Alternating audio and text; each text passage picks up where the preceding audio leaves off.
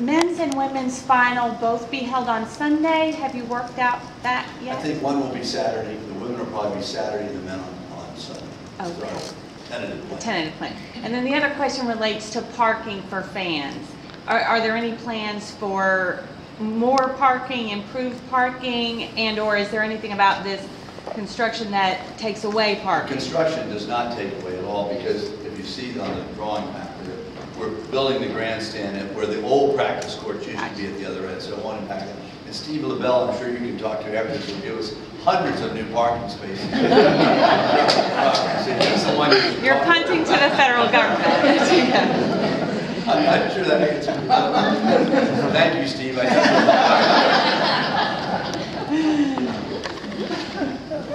Yes, thank you. Any chance of using the Castle Stadium at the Wharf in any future plans with this joint event? You know, we have talked with Mark Hine about that at considerable time, and depending on if we had not been able to do these renovations in a timely way, we were talking about, you know, having them come across the river. It's only a 3-minute ride. It's a beautiful downtown stadium. We may at some point try to do some of the qualifying there if we could, but we are in close cooperation with Mark, and he's offering the stadium on some basis. It's just the problem is the players all like to and prefer to be at one site, and that site really is not big enough. That we will have over 80,000 people here for the week, and that seats about I think about 3,000, maybe 3,500. It's not quite big enough, but it's gorgeous, and it's a great location for downtown. Thank you. I know one of the things fans have enjoyed about this tournament in the past is the access to players on the practice courts. The practice court's getting moved to that opposite corner now. Are those going to be accessible to the public? Oh no, they'll be very much accessible. There's a fence on that backside right behind it. It'll be in a way more accessible because it'll be in a row of 5 courts, and there's a fence behind that. One of the good things about Washington, I think, is that just as you raise the issue, the players do have more access. For example, when they come off the court, they stop there, when they go on the grandstand, they're already outside of the stadium. So there is a lot of interplay. And if you watch it carefully during this, I have for 40 years, the young kids pick their spots to intercept the players. He's going back to the locker room. It's very noticeable, and I think it's very friendly. And I think that is really helpful, particularly to Eleni and the WTF, because that's what it's all about, trying to, you know, anticipate and get players, young kids, excited about tennis. Because in the name of the game, we're all in competition for the best young athletes. And so the more we can make the players accessible to the younger athletes, the better everyone is going to be. Are the schedule going to be changed at all because they're now being twice as many matches as being combined? Because I know in past years, because the heat, play didn't start till 4 p.m. a lot of days. No, we're still going to start at 4 p.m. because of the weather, most days. There'll be a couple exceptions to that. And there will be more matches, obviously, and that's why we need more courts and a better stadium. Yeah. Are you happy with the dates? Do you see in the future that the date will ever change for any reason? Yeah, I'm very happy with the dates. And you really have to understand, it's bad 1 year for the Olympics, you can argue that. But our date has moved over the years. We used to be in mid or early July, back in the 60s and 70s. And we're now the first week of August. So the tournaments that follow us are Toronto and Cincinnati. And then there's a tournament in Winston-Salem, and then the Open jumps right in there. So let's say you're a player, Thomas Berdych or Soderling, a very good player, the top 10 or 15 world-class player, and you know that you have to play Toronto and Cincinnati. Those are mandatory entries because they're a 1,000 series Masters event that Linda's explained. So you have to play those 2 weeks.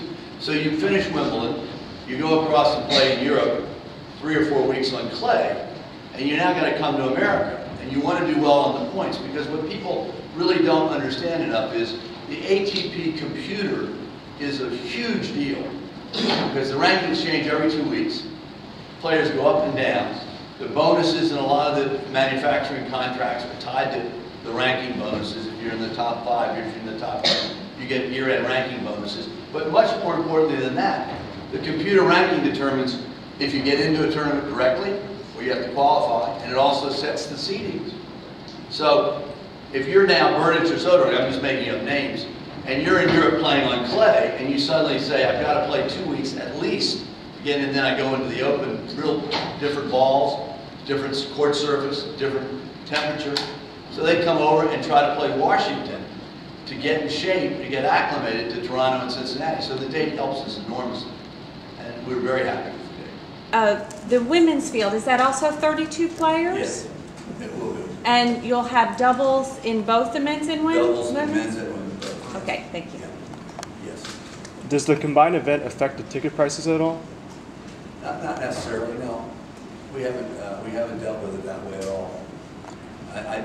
It could impact in time the box seats, but not the general admission. But we really haven't made that decision.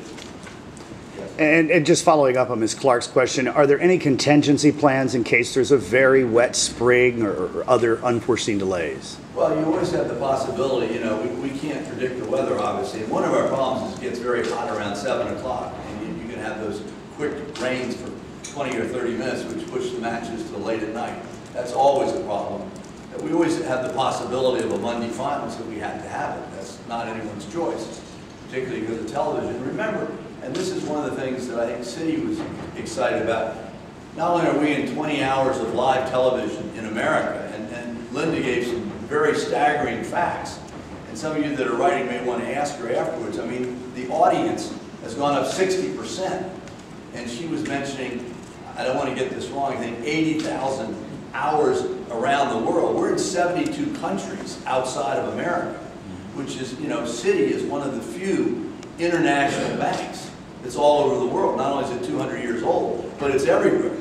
And so I think the international aspect of the television was very attractive to them. Whereas, I can name other companies that we're close to that work with, like, say, Geico is a very close spot. They don't sell anything outside of America. So when you go to Geico and say, gee, we're in 72 countries, their tendency is to say, so what? And where Citi is a totally different matter, and that's been very, very helpful to us having them come in as a title sponsor. Thank you. Just to add on the timing of the upgrades, we have to remember we're in a public park, and it's being utilized by, obviously, the community. So we're timing it to be most convenient for the community, and to have as little impact as possible as we improve the facility. One of the banking courts that we're doing, actually, some of the courts are not playable currently. So actually, by doing these upgrades, we provide more opportunity for people to play in the community. So we're timing it around the programs and the recreational play around the facility. Thank you. Will this new stadium be shaded like the grandstand is partially? Will be shaded? Yeah. Not directly. Not if you see the drawing. No on awning. the other side, it'll have the natural, wherever the trees are and that kind of shade. We're not going to build a roof or anything like that, no. And how do you work to get the WTA field comparable to the ATP? Because I know as international, it's a much lower level. I think you've got to really be realistic about that. They're very different fields. One is about $250,000 in player compensation. The other is about $1.6 million or $1.7 million. So you're going to get different fields. Also, in the WTA rule book, there's certain rules of who you can invite and who you can't at certain levels. So they're protecting other prize money events that put more prize money in. So we will try very hard to get a very competitive field under the rules that we're allowed to for that. And as I say, again, and this is important, the 32-man draw is attractive for points and money to both men and women. That really helps us, not being 48 in each field. Being 32 really helps. Yes, Liz? Will the show court have Hawkeye?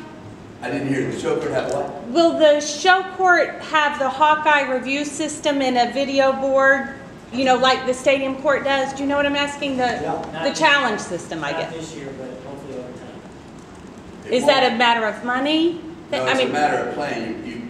Money is a lesser extent. The problem is under the rules, you have to have a huge jumbotron up there. Under the Hawkeye, you can't have Hawkeye anywhere without a jumbotron so that the crowd can watch. Can participate, yeah. Sure. And right now, we don't have plans for that. I think in a year we will, but we can't have it out there until we have that jumbotron. Thank you.